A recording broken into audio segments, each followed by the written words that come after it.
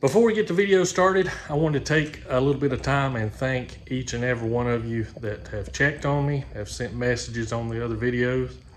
I'm going to try my best to get back and reply to those. I try to reply to every video, every comment on every video. I fell a little bit behind. I've lost internet service for several days, but I'm going to try to get that done now. But I want to take the first part of this video and say thank you very much. Very humbling that so many people sent well wishes and to check on me. So let's get this video started. Southern Railfan is the place for amazing videos of all types of trains. Southern Railfan, subscribe today. Okie dokie, glad to be back. I'm gonna show you a little short piece of video that I borrowed from my friend Dalton, and then we're gonna talk a little bit. Let's look at it.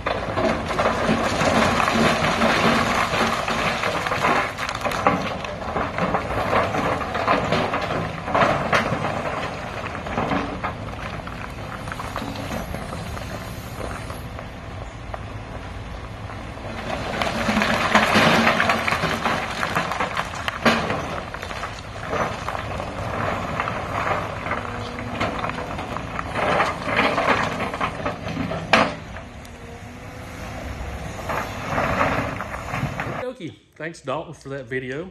That is NS repairing the AS line through Marion. They've got a command center set up pretty close by here, and they're working towards Old Fort. I'm not sure how far they're going to go, or working towards that way. And CSX has been working feverishly along with RJ Corman to repair the Blue Ridge subdivision, especially there through Baxter's. And somebody else posted video I seen, and then somebody else was telling me, I've seen truck after truck after truck of the big, I guess it's called rip wrap or something. It's the great big stones about the size of a basketball going to Sevier. And CSX was instrumental in cleaning and readying repairs to a bridge up there that not only allowed them to get across to start repairs on the line, it allowed emergency services to get over in there too. So hats off to CSX guys doing that. The point I'm trying to make is the railroad's being repaired. And a lot of people think that they may not repair the railroad through the gorge, but just let me give you my opinion, which is worth zero, but I'll just ask for your attention for a minute. Now, let's just throw some numbers out. Let's say $200 million. It's going to cost not CSX. It's going to cost it's going to cost $200 million to have the railroad repaired from Spruce Pine to Irwin, all through that. That's a crazy amount of money for CSX to have to come up with. Well, that's another rescue helicopter going over now, either still doing search and rescues, or that could be some of the Blackhawks that they've modified to drop supplies in for here. So that's another good thing. You know, things are happening here. But $200 million would not be shouldered by CSX. It's a disaster area through here, so that's federal and state money coming in. And then there's obviously insurance money and stuff that would be coming in. So if you've got three entities involved in that, so it's 200 million, and 200 million divided by 3 is 66.666. let's say $66,700,000 for each of those entities. Now all of a sudden it's not that bad. See how that works? And it wasn't too awful long ago that CSX, what was their harvest line incentive or whatever that they done a couple of years ago, where they pledged $558 million over 3 or 5 years or whatever to upgrade whatever corridor. You know, before I started this video, I should have done some research before I started just filming myself blabber. Anyway, the point I'm making is it's not as daunting financially as you may assume.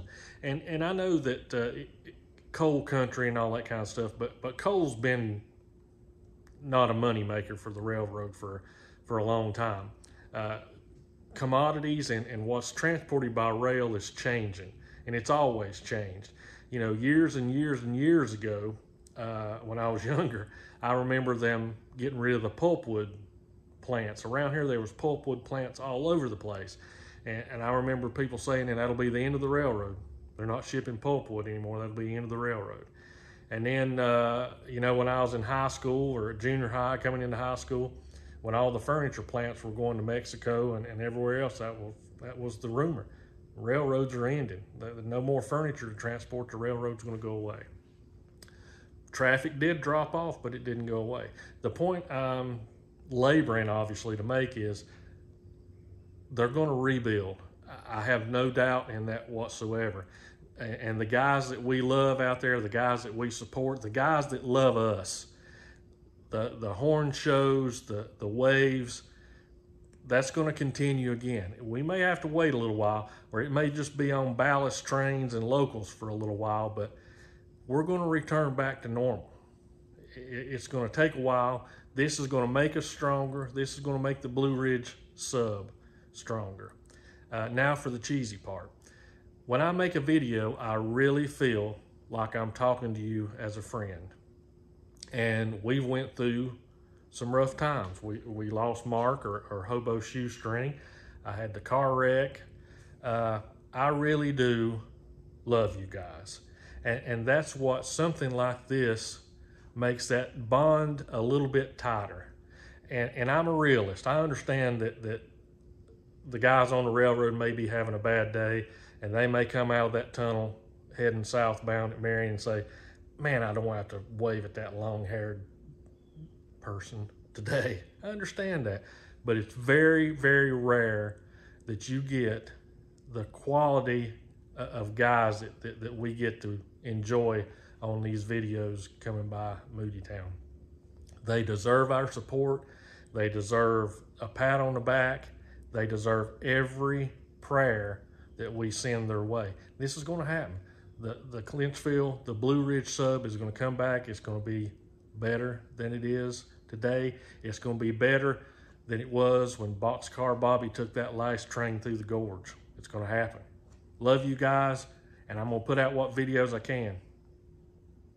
I'm going to be somewhere in the next few days, hopefully trackside, to see what I can come up with. See you guys then.